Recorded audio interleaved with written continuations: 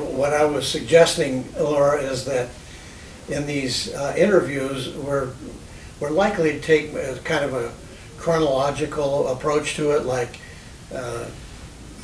this happened after this and this happened after Yes. that. But the real meat of the thing is how did you internalize those along that journey?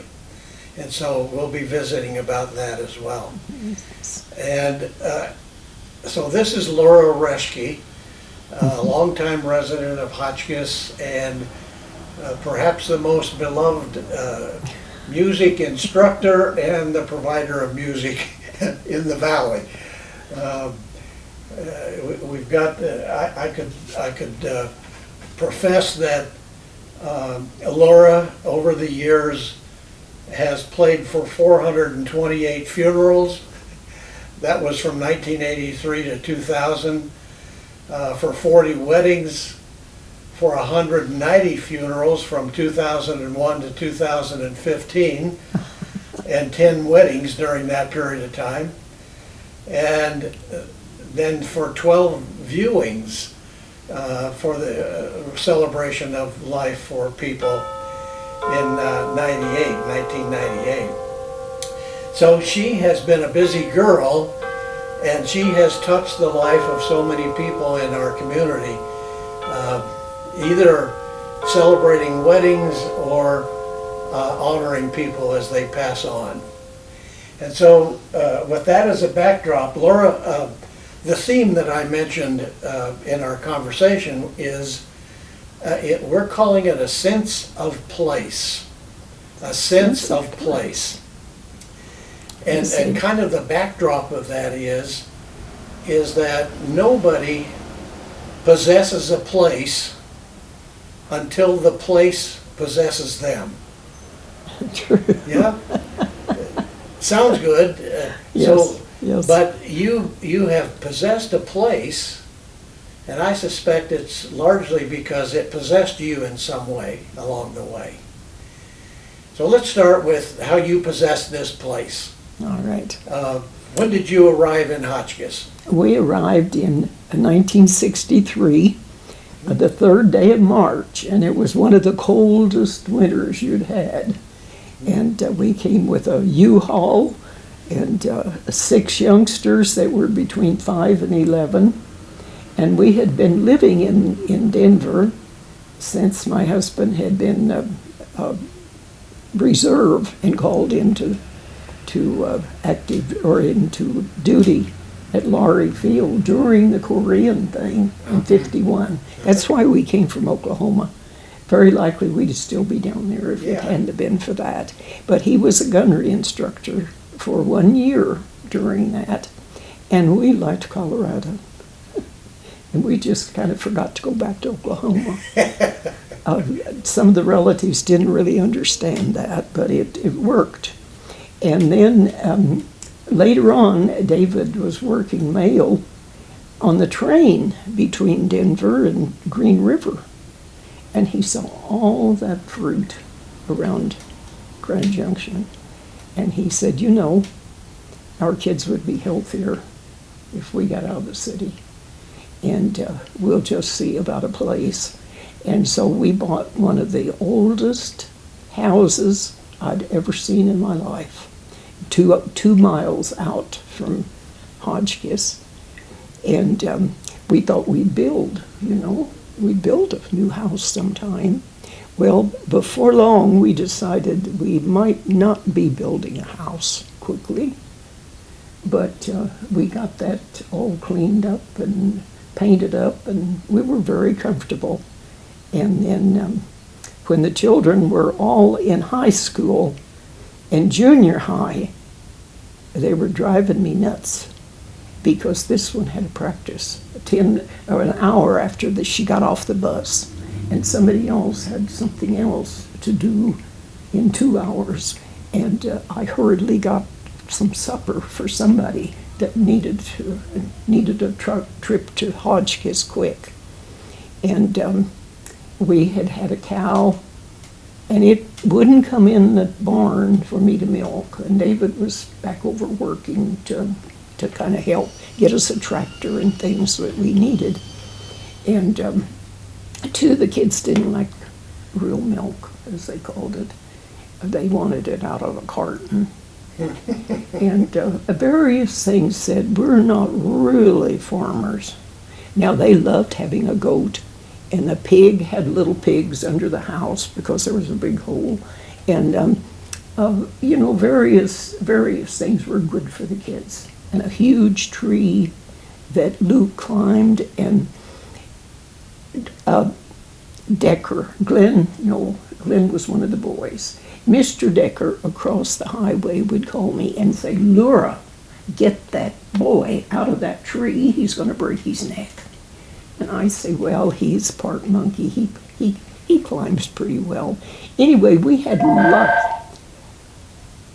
No, that's fine. It'll oh, yes. Hang on just a minute. It's right behind you, and you could just take it off of the... Okay. Always the phone when you don't...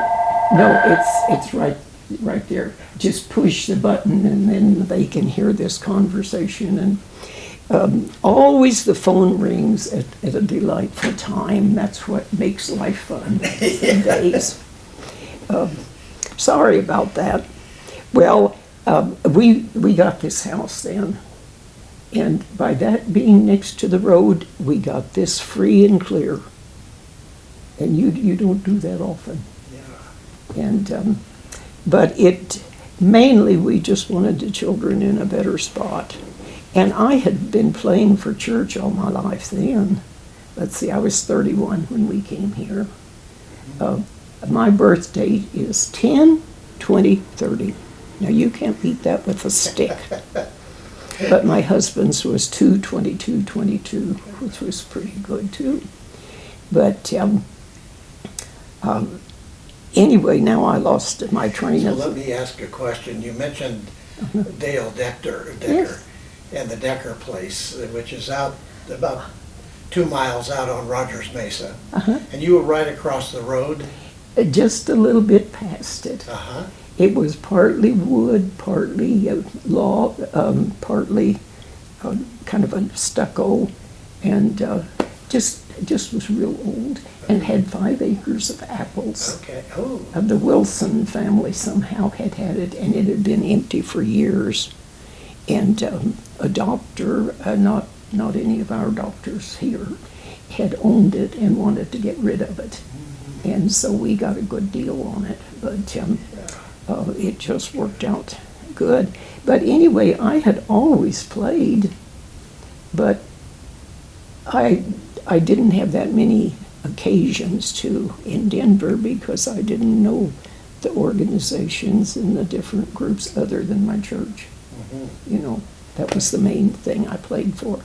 Well, out here, I had just been here about maybe 6 months when one Sunday the pianist wasn't there, and the poor song leader said, "Is there anybody here who plays the piano?" And David nudged me, and I said, and I sat there with a poker face. Yeah. And then finally, after the poor man was just having such a time, I said I would try. You'd try. And that started something of about so many years that we've been here, because I'm still playing. But some of the things you said about getting, when we moved here, it had been 21 years since I'd lived in a small town. And I thought, I don't know, I've lived in the family in a city where I was kind of lost. I mean, kind of unknown, you know. And I thought, I don't know, the neighbors don't know what we eat, and all of these things in a small town. I don't know about that, but I'm going to try. And so I resolved when we came here that I'd smile at everybody and speak to them and learn names as fast as possible. And so I really thought, since I'm coming, I'm going to make it home. And it became that just right away. John Camel and a few people just just made the transition easier. And then a few months after that, the minister from one of the churches here in town moved to Junction, and his wife had been playing for the Quanians to sing. And somebody told Roe Taylor, and he said, Laura, would you come and play some Thursday night for us? Well, that started 35 years of Thursday nights playing for Kiwanis Club. They were a group of fellows who loved to sing, and they were good fellows. One night started to tell a joke, and somebody said, why don't you save that till later? And he said, oh, and never again did somebody start it. Oh, and I said, shall I go home? Because I was just a block. And he said, oh, no. And no one ever started a joke that somebody else thought I shouldn't be there for, because I'm pretty much That's too good. prude. Anyway, I found this community just marvelous. You mentioned to me in one of our visits, Laura, that one of the things that brought you here and kept you here was the opportunity that you had to express your talent. And you just gave us an example of that. So out of this time that you had every Thursday night with the Kiwanians, what else came from that? How did you get known in the community as available? Well, for one thing, it was Paonia too, and of course going to church in Paonia, I feel both towns are mine. But at the time that the nursing home opened in Paonia, I knew the couple who donated a new piano to them.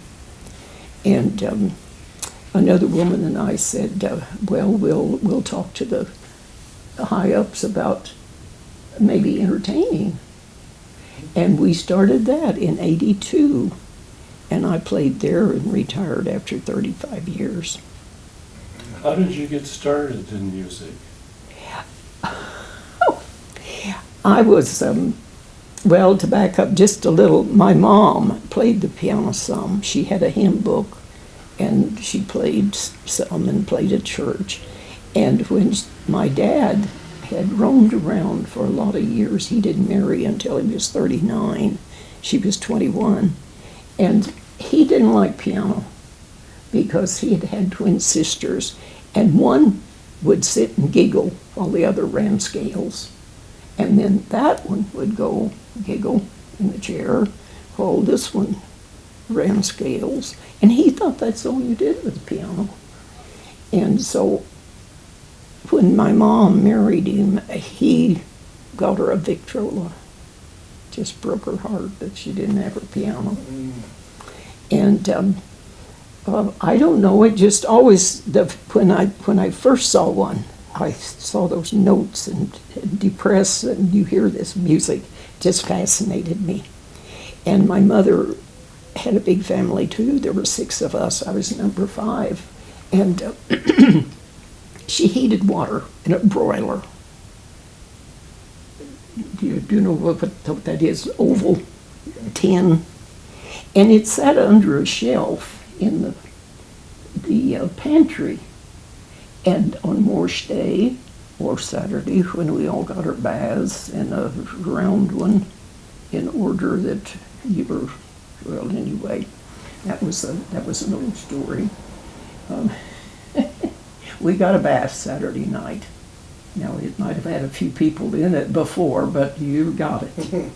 Well, when she would take that out to heat the water to wash, because we didn't have electricity, nor even water in the house, I would get a crayon and mark notes or keys on that boiler, and I'd sit there and play. And they said I started that when I was about 4. Just loved piano. And my sister was the oldest of the family. And when she went to school and got her degree to teach, one of the first things she did with her $75 warrant a month, when one that year, she got me a piano, an upright, and she brought it home, and they had it brought. And she said, now, don't play it when Dad's here in the house. When he's farming down at the end of the place, enjoy music and just kind of watch it and be sensible about it. Well, I was, 40. I was 10 then. And because she graduated in 40, so it was somewhere along in there. And then one day, he broke down. He farmed with horses. Of course, this was a long time ago. And he came to the house, and he said he stopped on the porch because he heard this pretty music. And he told me then, he said, I like that. And that broke the ice after that. I admit I never learned scales as such.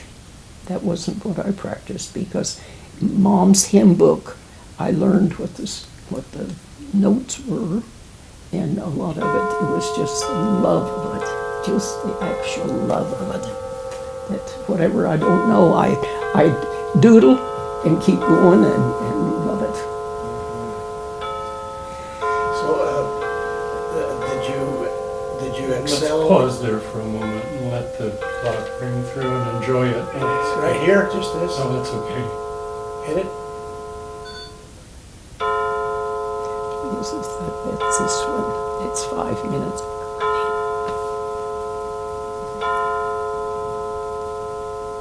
David made that from a kit. He did a good job. Years ago, Yeah. probably in the 70s.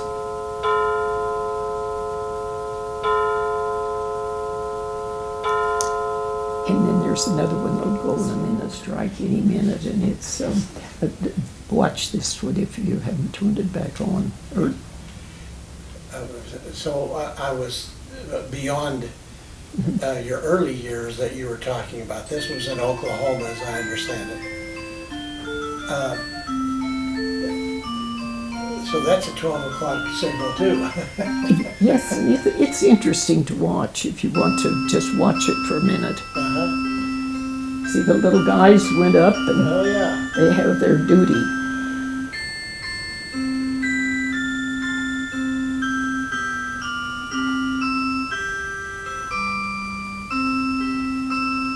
Well, it's fitting to a musical career, isn't it?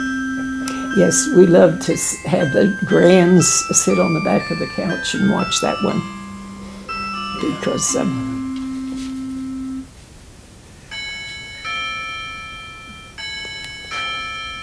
and they counted with it when they were little. Okay. Yeah.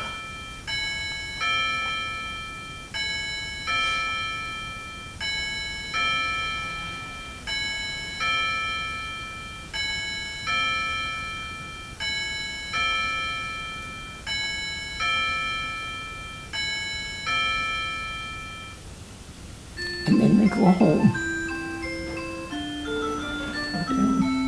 It'll go down now. Now, Okay. now we can go. So it's appropriate to have this musical interlude here. I was wondering about beyond your early childhood years, after you started having a love for music, did that carry into your school experience? Oh, yes. Yeah. Yes, I played some for the chorus, but there were about 3 of us that were playing at the time. And so sometimes I'd sing, and sometimes I wasn't always on the piano in high school. And then but I started playing for church regularly when I was 13, because we had a little, we called it the something loft. It was in the very top of our church, and the fellows had made us a regular little sanctuary, tiny. And that's where the minister's wife let us start playing when we thought we were ready. And so there were about 3 of us that took turns there, but it was a wonderful experience, and you get confidence if you start that early. Surely. And then, after your school, did you have a college experience, or what was your after high school? I was all set. I had my application and $20 whole sent in to go to Phillips University. And then in January, I met David. And he needed a pianist on Sunday night. And my folks didn't go to church on Sunday night. My dad wouldn't let the car go at night. And so David had come out, and we'd sing. He sang, and we'd have some time together and have homemade ice cream or whatever. And then he'd take me to church and bring me back. Well, we did that for months, and then we were married in June, right after I was out of high school, which I hadn't even thought of getting married because I was going to be an English and music teacher. That was a good combination at that time. And overnight, I don't know, that just happened. Yeah. David supported your interest in music with his own talent, I guess it sounds like. Yeah. He really did. And then you started having children. Yes. During that year that we were in Denver, that we had gone to Denver for him to be that gunnery instructor, one of the things that we really watched at that time, polio was so bad. And then it was just marvelous in '55. We had 3 already when that vaccine came out, and it just, I hope they catch it now. I hear there are a few cases around again. But that time the vaccine just knocked it, and it was marvelous. Yeah. But now around here, I played for like the Emblem Club's Mother's Day brunch, and a lot of the Christmas parties. In fact, I had 50 sheets of songs, Christmas songs, copied a sheet of all those songs that I would take, and I played for senior citizens quite a bit too. I was trying to think of different things that the word got around, and I'd do in different banquets, which was always fun. And then 2 summers in the 70s, I don't know just which years, I didn't look that up, and maybe I couldn't find the years anyway. I had a little music, I don't know what I'd call it, over at Memorial Hall in the summer for kids from once a week for just music for fun, more or less, from 6 to 12 years. And we just learned little songs, and I taught them some fundamentals about music, and I enjoyed that. Oh, yeah.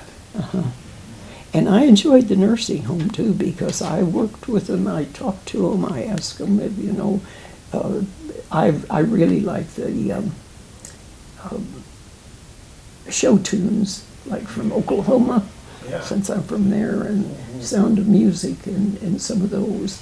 And so we'd talk about their state, and we'd talk about the songs, and I'd come home so tired because I'd keep them with me, keep talking to them and keep urging them on to sing.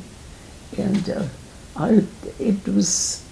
that was one of the services, because they have a kind of a dull life in a nursing home. And I tried to help. So, having met at least some of your children through my own experience in school, I don't, in my mind, have them connected to music so much. Did your kids follow in your footsteps? All four girls play. Luke played drum, and Larry, the one that's over at Cedar Edge now, was our best critiquer. We'd come home from church on Sunday, and he'd say, "Mother, you played that prelude just 5 weeks ago. You play that particular song too often." or he'd say, Dad, you could have let up a little on your baritone this morning when you sang with a quartet. But his favorite quartets, of course, were barbershop. That's what he did as long as he helped get it started in Montrose, and he did it up until the time he was probably about 90. And then his ears got to where he couldn't hear the tone to sing it a cappella, and he had to give it up. And I couldn't do that, anything like that now, because hearing aids, or when your ears get to that stage, they do bad things to music. It's not near as pretty now as I always enjoyed it before. But and when I'm playing along at church, if it just sounds like the group is singing a third higher, or sounds like they hit a bad note, I just glance down at my hands, and if they're in the right place, I keep going, even if it doesn't sound right. Yeah. I still enjoy playing. So, so all of that was a part of your coming together in the past. What's happening with you now, Laura, as it relates to Well, your not life? just a whole lot. I kind of hibernated 2.5 years ago. I figured at my age I might or might not win on COVID, and so I just kind of tried to be sensible at my age. And I still go get groceries early morning, about 6:45 or so. I go over to the store. Of course, they, for a while, advertised seniors from 6 to 7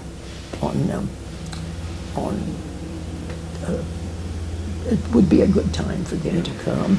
And I don't go even now, I don't go after the mail at 10:30 when most people get it. I either get it early morning or maybe the middle of the afternoon. It's not that I'm antisocial, it's just that I try to be careful. But I still plan the music for my church, and organize that, and specials and things like that. I still do Yeah, that. your church is still in Paonia? Mm-hmm. Yeah. The First Christian Church. Yes. Yeah, right. So one of the things that we're working through consciously at the Historical Society is to consider the past, connect it to the present, and then project to the future. With your experience and your knowledge of this community, it's clear that this community has possessed you. I mean, you have embraced it, and it has embraced you. If there was, is there one thing that comes to mind that this community could continue to do in the future to allow others to have a similar experience to yours? What is it about this community that you would dream about or encourage for the future? Well, just to look out for each other, because most of us, a lot of us, are older, and we really need looking in on. And that's something else that I found that I loved here. I have about 22 that I feel like I made a little difference with them. And now the last one was not Chirp, what? Dink, no, let's see. She lived up here in the apartments. And I don't know, you might have been away from Hotchkiss by the time she moved here. Cass Beekman from... No. They lived out on Rogers Mesa. Okay. And after he died, she moved in the apartment, one of the apartments up here, and lived there for 11 years. And her only relative that she really, she was older. I think she's quite a little bit older than I was. Than I am. She has a son who's an invalid over in Colorado Springs. And they could talk on the phone, but other things they couldn't. And so I took her my newspaper and I visited with her and I loved her and just did what I could. And one morning, about a year and a half ago, I went in and her door was unlocked. So I knew that she'd been up and so on. And she was in her chair. And so I thought, well, I won't just go right now. I'll wait a minute. And I sat down and across from her. And after a couple of minutes, I thought, oh, usually you can see just a tiny bit. And I wasn't seeing anything. So I went over and felt her. She was gone. Yeah. And I thought, I just rejoiced that she had gone so easy, just in a 10 o'clock nap that morning. Oh, if the rest of us could do that when it's our turn. Because she hadn't been sick or, she was, but, and then we had a little woman down 2 blocks south that I got groceries for and different things. And I found out there's a need for that. And now I would, one morning I was ready to wash, and I got my thing of soap, and it was new, and I couldn't get the lid off. And so I just prayed it over to Isla's next door, the beauty operator. She had somebody, all doing their hair. And I said, Isla, would you open this? I've got the water in the machine, and I can't get the soap. She said, well, of course. And she did it so easy. But I just don't have the grip. But I have a good opener now, and I keep vice grips and pliers handy. And she did that, and another time the poor little. So we're doing it for each other, but we need that with maybe more people to think about it. And the minister over across the street is such a dear, and he's doing a good job. That church is just really up and coming right now. One church will be the main one for a few years, and then something happens there, and they're not. And usually it's been the Methodist church, but right now it's this one. There are cars in this into town. It's the Baptist church right here. Yeah. And Jake is a good one. And that night, that evening at 6 o'clock, I was due to start my julep for a colonoscopy the next morning early. Mm-hmm. And the ding thing of Gatorade wouldn't open. Yeah. And so I took it out on the porch and I looked around. Isla was gone. I didn't see anybody around except the preacher was over probably. I hope he wasn't counseling somebody, but he had a couple out in the back there. And I thought, well, I got to have this julep. I just have to. And so I left it on the porch and I walked across, and he saw me coming. I was just coming direct toward him. So he came to meet me. And I said, I have a jar that I can't get open, and it's for my colonoscopy in the morning. And he stepped up a little faster. Poor man must have just had one. And he got over here and he opened it, and I thanked him immensely.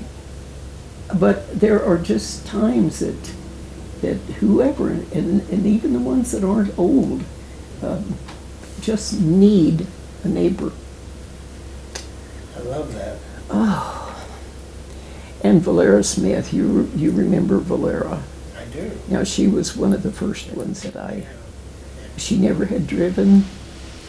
He worked out of town a lot on projects. And there are just times you need a neighbor. And this is a little off the subject, but one of the things that I helped John do when John Camel, in the year or so that I worked at his hardware, I didn't do much work. I usually was home, but a couple of stores I worked in some.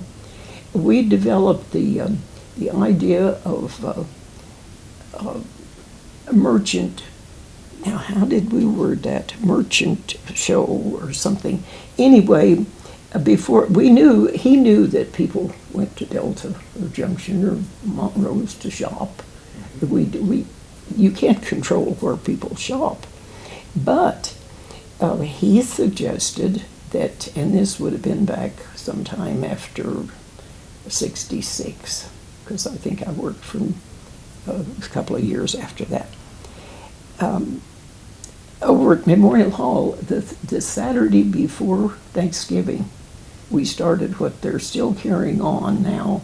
Now they're renting tables, and people can rent a table and show their crafts, their whatever it is that they do. And so that has followed through. But it started as the stores bringing a few of their choice Christmas items over there and showing them off, talking about them, explaining them. And then we'd have lunch and a couple of different things that people might buy for their lunch, and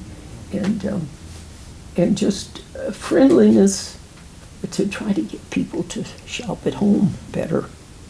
Because the better you know the people there, the better. So the thing that I've caught from your conversation with us, Laura, is from the beginning of your coming to Hotchkiss in 1963, establishing a relationship with other people in the area was not only a scary prospect, but an important one. And through the years, with your involvement with the churches and the Kiwanis and the other special events in town with your musical talent, it was about relationship. And then you just cast forward with us to say, if there's one thing that this community could benefit from, it's a deeper sense of relationship. Well, I would say so. Yeah. Getting a good case of what they call the one another's. Yes, Yeah. yes. Yeah. Uh-huh. So, Dan, do you have anything that you'd like to ask her? Well, it sounds like Laura would then agree with the sign outside town that says Hotchkiss is the friendliest town around. I'm all for that one. But we mustn't let down. And maybe watch some areas that we don't necessarily think about.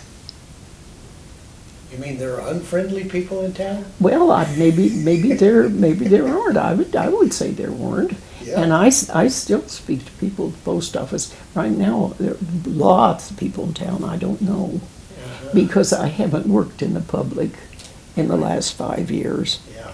And so I don't know their names. Now, when you clerk in the store, you see their check and you remember that name. And now I can meet somebody, and tomorrow I might say, "Now, what was your name?" It just goes. Right. Yeah. And no, I wouldn't really say there were any unfriendly people. We just need to keep it up. Yeah.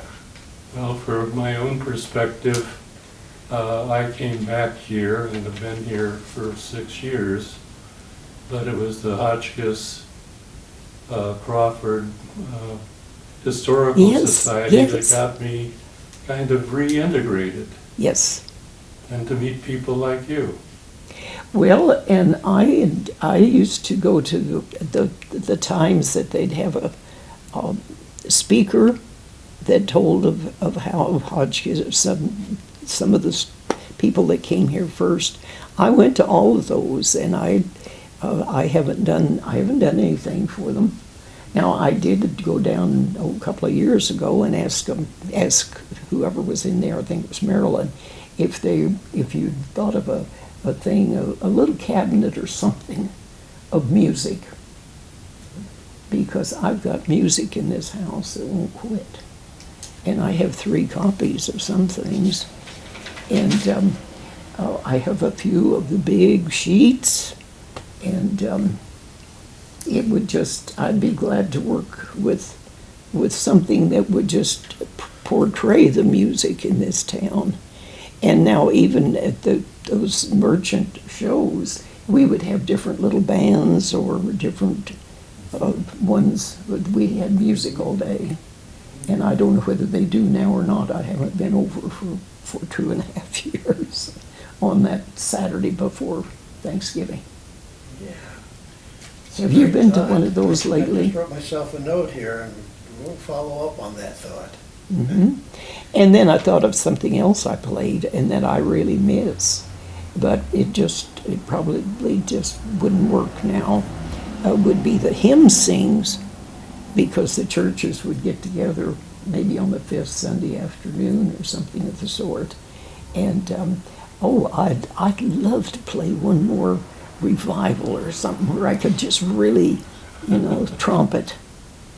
But different kinds of music, and then like in our church, we don't have a song leader right now that would sing out on a Sunday afternoon. Yeah. So we don't invite Yeah. somebody else there. And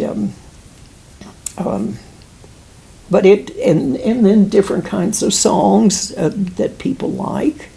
There's more of a variation now than there used to be for church music. And but that was always a fun thing. Do you think we could do a program sometime about the history of music in the valley? Oh, I don't think I could do that. But that'd be kind of fun. I don't think so. One of the funnest things I did do, and it wasn't for this for this area, but I did our church camp, Christian churches, women's camp, about 4 years, headed it up. And I loved that. And when I came here, I was so bashful. And that's one thing I thought, well, if I'm here, I'm going to get over being bashful, and speak to everybody, And my kids can't believe I was ever bashful. They were so young when I got here and spoke up.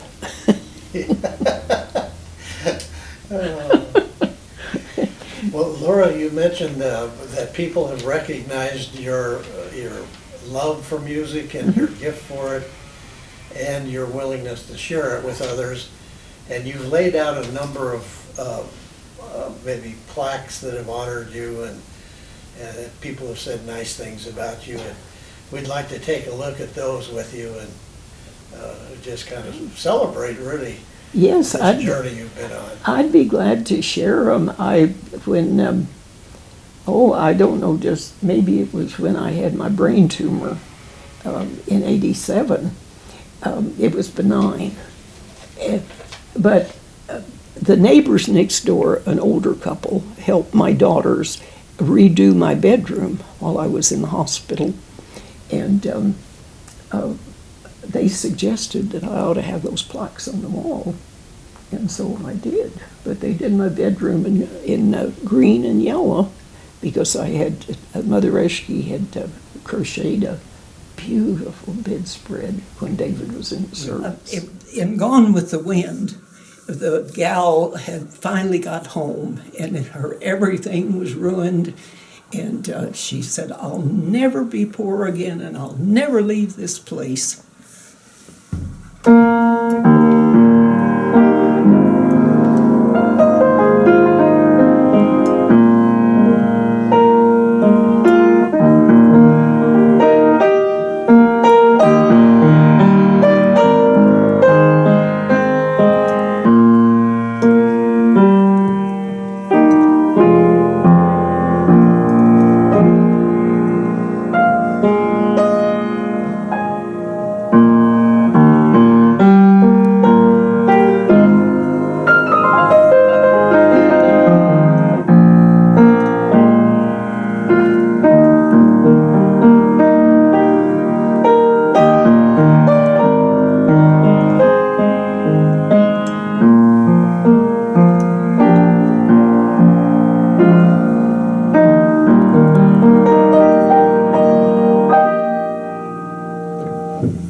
Beautiful.